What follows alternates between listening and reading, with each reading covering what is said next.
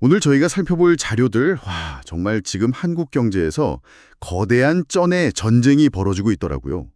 수십조 원의 돈이 잠자고 있던 은행 계좌를 그냥 팍 차고 나와서 새로운 투자처를 찾아다니고 있는데요.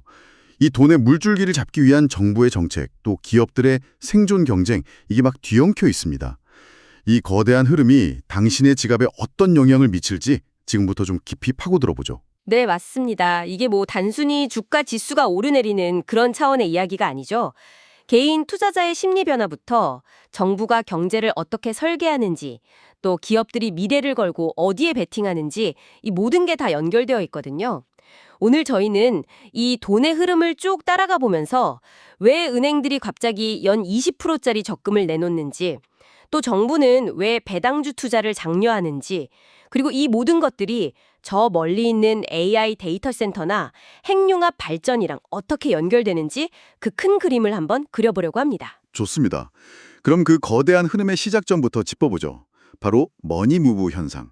코스피가 4,000선을 넘나들면서 그야말로 어마어마한 돈이 움직이고 있더군요.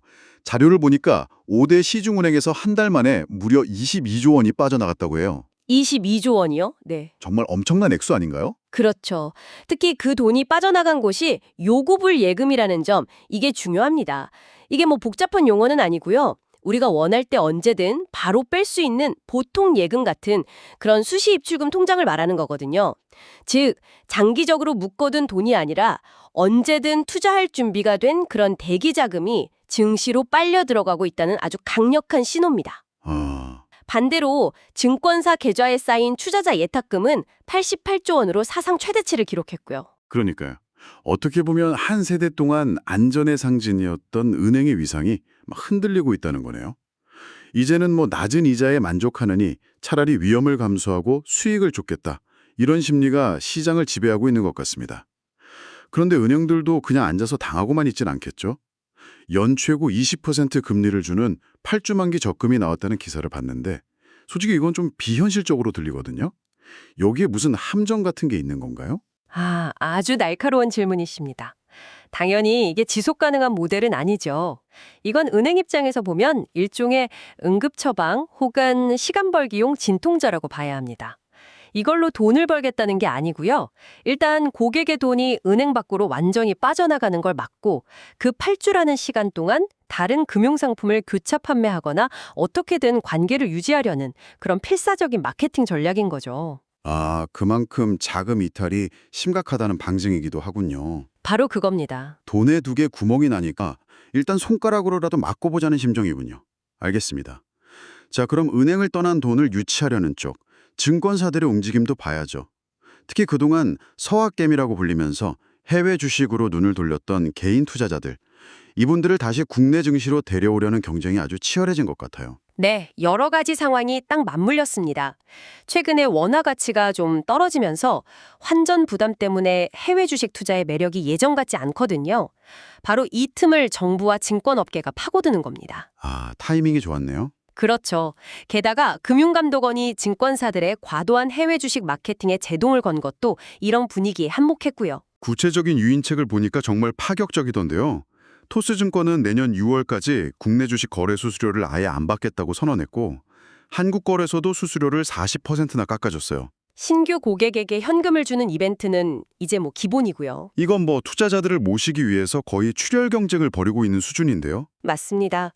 동학개미 모시기 2차 대전이 벌어진 셈이죠.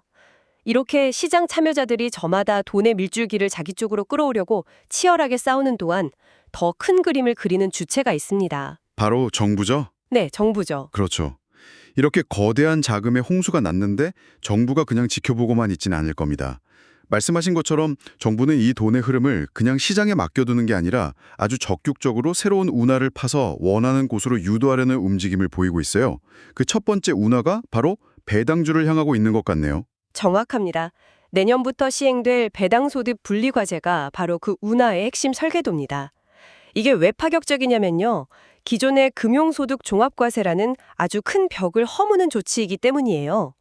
혹시 이 제도가 익숙하지 않은 분들을 위해서 제가 간단히 설명해드려도 될까요? 네, 부탁드립니다. 많은 분들이 금소세라고 줄여서 부르기는 하는데 정확히 어떤 구조인지 모르는 경우가 많거든요. 현재는 이자나 배당 같은 금융소득이 연간 2천만 원을 넘어가면요. 이걸 개인의 근로소득이나 사업소득이랑 전부 합산해서 세금을 매깁니다. 소득이 높은 사람일수록 세율이 막 기하급수적으로 높아져서 최고 45%까지 올라가죠. 와, 거의 절반이네요. 네. 그래서 고액 자산가들 사이에서는 세금 지옥이라고 불렸어요. 배당을 받아봤자 절반 가까이 세금으로 내야 하니까요. 그런데 새 정책은 이걸 완전히 바꾸는 겁니다. 그냥 따로 떼어내서요. 50억 원까지는 무조건 20% 단일세율로 과세하겠다는 겁니다. 50억 원까지 20%요? 네, 세율이 절반 이하로 그냥 뚝 떨어지는 거죠. 이건 사실상 정부가 제발 이 주식들에 투자해주세요 하고 멍석을 깔아주는 거나 마찬가지입니다. 정말 엄청난 혜택이네요. 그럼 그 특정 조건이라는 게 뭔가요? 아무 주식이나 다 되는 건 아닐 텐데요. 물론입니다. 기준이 두 가지가 있는데요. 첫째는 배당 성향이 40% 이상인 기업입니다. 이 배당 성향이라는 건 회사가 벌어들인 순이익 중에서 주주에게 배당금으로 나눠주는 돈의 비율을 말해요. 아, 돈 잘 버는 만큼 주주에게도 잘 환원하는 착한 기업에 투자하라는 거군요. 그렇죠. 둘째는 배당 성향이 25% 이상이면서 작년보다 배당금을 10% 이상 늘린 기업입니다. 꾸준히 주주 환원을 늘려가는 성장형 기업도 포함시킨 거고요. 자료에 나온 유망 기업들을 보니까 KB금융, 삼성생명, KTNG 같은 전통적인 고배당 주들이 눈에 띄네요. 그런데 여기서 흥미로운 포인트가 있어요. 이재용 삼성전자 회장이나 정의선 현대차그룹 회장 같은 대주주들도 이 세금 혜택의 가장 큰 수혜자가 될 수 있다는 분석이 있더군요. 바로 그 점이 이 정책의 또 다른 동력입니다. 총수 일가가 받는 배당금은 그 규모가 어마어마해서 기존 종합과세 체계에서는 세금 부담이 정말 막대했거든요. 하지만 분리과세 혜택을 받게 되면 실질 수령액이 크게 늘어납니다. 이건 그룹 계열사들이 배당을 늘릴 아주 강력한 명분이 되죠. 아, 그렇군요. 기업 입장에서는 주주환원 정책을 강화하는 거고 대주주 입장에서는 세금 혜택을 누리는 그야말로 윈윈 구조가 만들어지는 셈입니다. 알겠습니다. 배당주라는 첫 번째 운하를 봤고요. 정부가 파는 또 다른 운하는 코스닥 시장을 향하고 있는 거겠습니다. 사실 코스피가 4천이니 5천이니 해도 많은 개인 투자자들이 투자한 코스닥 종목들은 좀 소외되는 경우가 많았잖아요. 맞습니다. 그래서 코스닥 살리기 종합대책이 나온 겁니다. 핵심은 시장의 큰손인 연기금의 돈을 코스닥으로 끌어들이는 거예요.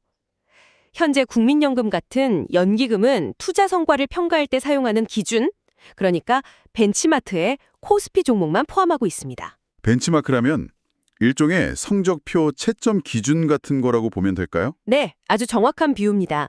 지금은 채점 기준에 코스피라는 과목만 들어가 있으니까 연기금 매니저들은 코스피 주식만 열심히 공부하고 사들일 수밖에 없는 구조예요. 그런데 정부가 이 채점 기준에 코스닥 과목을 일정 비율 의무적으로 넣겠다는 겁니다. 그러면 연기금은 좋은 성적을 받기 위해서라도 어쩔 수 없이 코스닥 주식을 포트폴리오에 담아야만 하죠. 시장에 아주 안정적인 매수 기반이 생기는 겁니다. 단순히 돈만 밀어넣는 게 아니라 시장의 체질 자체를 바꾸려는 시도도 보이네요. 기술 특례 상장 문턱은 낮추고 부실 기업 퇴출은 빠르게 하는 다산다사 구조를 만들겠다고요? 네, 맞습니다. 유망한 새싹은 쑥쑥 자라게 하고 좀비 기업은 빨리 정리해서 시장을 역동적으로 만들겠다. 이런 의도군요. 네, 시장의 신선한 피를 계속 수혈하면서 동시에 신진대사를 활발하게 하겠다는 거죠. 이 두 가지 정책, 그러니까 배당주 활성화와 코스닥 살리기는 결국 은행에서 빠져나온 거대한 자금이 해외로 나가거나 부동산 같은 비생산적인 곳으로 흐르지 않고 국내 유망 기업들의 성장을 위한 모세혈관으로 흘러들어가게 하려는 정부의 큰 그림이라고 할 수 있습니다. 정부가 이렇게 투자의 판을 새로 짜는 동안 실제 전쟁터에 있는 기업들의 움직임도 정말 숨가쁩니다. 특히 유통업계의 지각 변동이 아주 드라마틱한데요. 최근에 대규모 개인정보 유출로 쿠팡이 주춤하는 사이에 롯데랑 네이버가 손을 잡았더군요. 이건 정말 적과의 동침 아닌가요? 그렇죠. 어제의 적이 오늘의 동지가 되는 전형적인 사례입니다.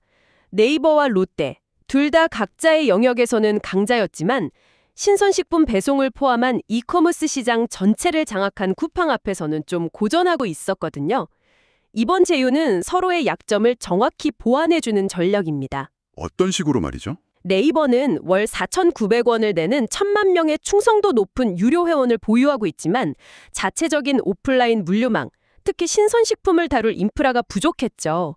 반면에 롯데마트는 전국에 112개 점포라는 촘촘한 오프라인 거점을 갖고 있지만 온라인 고객을 끌어오는 능력이 부족했고요. 아, 서로 필요한 걸 딱 가지고 있었네요. 네, 이번 제휴로 롯데는 단숨에 1,000만 명의 잠재 고객을 확보하고 네이버는 롯데마트의 전국망을 이용해서 오늘 장보기 서비스를 강화하게 된 겁니다. 쿠팡을 견제하기 위한 완벽한 연합군이 결성된 셈이죠. 와, 마치 과거 삼국지에서 조조에 맞서려고 손권과 유비가 손을 잡은 적벽대전을 보는 것 같네요. 하하, 비유가 아주 적절한데요. 그런데 이렇게 새로운 동맹을 맺는 와중에 롯데는 내부적으로는 또 과감한 구조조정을 하고 있습니다. 경기도의 첫 백화점이었던 분당점을 내년에 폐점한다고요? 네, 이건 역시 선택과 집중 전략입니다. 어중간한 규모의 점포 여러 개를 유지하기보다는 잠실점이나 본점처럼 확실한 거점 몇 군데에 모든 자원을 쏟아부어서 아예 그 지역 전체를 롯데타운으로 만드는 그런 랜드마크화 전략으로 선회한 겁니다. 아, 이커머스와의 경쟁에서 살아남으려면 단순히 물건을 파는 공간이 아니라 압도적인 경험을 제공하는 목적지가 되어야 한다는 그런 절박함이 담겨 있는 결정이죠. 기업들의 생존을 위한 몸부림이 정말 느껴지네요.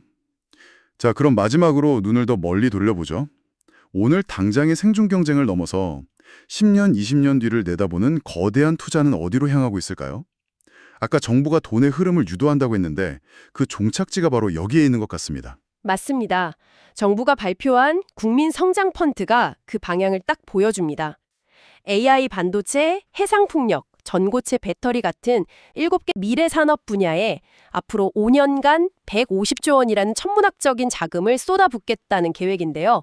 이건 정부가 직접 나서서 미래의 돈은 이쪽으로 흐를 것이니 민간 자금도 따라오라고 신호를 보내는 겁니다. 그중에서도 가장 눈에 띄는 건 핵융합 발전입니다. 꿈의 에너지, 인공태양으로 불리던 이 기술의 실증 시점을 원래 계획보다 무려 20년이나 앞당겨서 2035년으로 잡았더군요. 이건 거의 공상과학 소설 같은 이야기를 현실로 끌어오겠다는 건데 왜 이렇게 갑자기 서두르는 걸까요? 바로 AI 때문입니다. 아, AI요. 네. AI 모델을 훈련하고 운영하는 데이터 센터가 엄청난 양의 전기를 소모하거든요. 전기 먹는 하마라고 불릴 정도죠. 앞으로 AI 산업이 기하급수적으로 커지면 지금의 전력 공급 체계로는 도저히 감당이 안 될 거라는 위기감이 아주 큽니다. 핵융합 발전은 탄소 배출도 없고 원자력 발전처럼 위험한 폐기물도 거의 발생하지 않으면서 무한에 가까운 에너지를 만들 수 있기 때문에 이 전력 대란의 유일한 게임 체인저로 주목받고 있는 겁니다. 이게 우리나라만의 이야기는 아닌 것 같네요. 최근 도널드 트럼프 미국 대통령이 세운 소셜미디어 회사가 핵융합 스타트업과 합병을 발표하자마자 주가가 하루 만에 40% 넘게 폭등했다는 소식도 있었죠. 네, 그만큼 미래 에너지 기술에 대한 시장의 기대가 얼마나 뜨거운지를 보여주는 상징적인 사건입니다.